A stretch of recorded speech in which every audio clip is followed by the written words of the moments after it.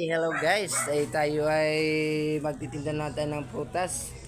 Tingnan nyo, may ubas na green, ubas na pula, may cherry apple, may pears tayo ngayon. Magandang tanghali sa mga followers ko dyan. Tayo ay maglakalako ulit ng prutas. Dito tayo sa mga bahay-bahay ngayon, nakatuka. Ay sana makaubos tayo maya-maya. Grapes! Grapes kayo dyan! Customer ko, mga magaganda. Bablog pa to dito. Dito tayo sa mga bahay-bahay guys. Tayo ay magtinda-tinda na naman. Ayun ang ating paninda Nakabalot-balot po ngayon.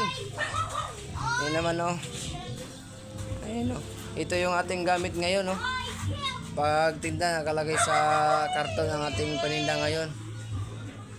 Thank you po. Thank you. Bye-bye. Hello guys. Ito ang ating paninda ngayon May ubas. Ubas po, tapos rambutan. Green na ubas, may maliliit tayo na apple, tinatawag nila na cherry apple. Tapos peras. Ito po ang ating paninda. Nasa loob pa yung iba. Hindi ko pa rin-display. Ayan man Thank you Lord sa binibigay mo sa akin na biyaya. Medyo may paninda po tayo. Mamaya-maya po may maglalako ako. Bye-bye po. Thank you. Guys, good morning. Tayo ay mag-aayos tayo ng aking paninda. Ito po. Ito po itong aking paninda. Peras.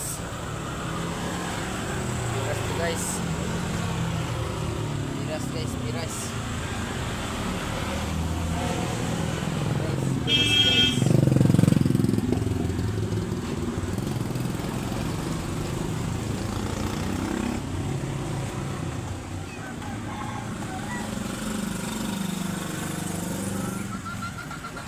Peras to guys.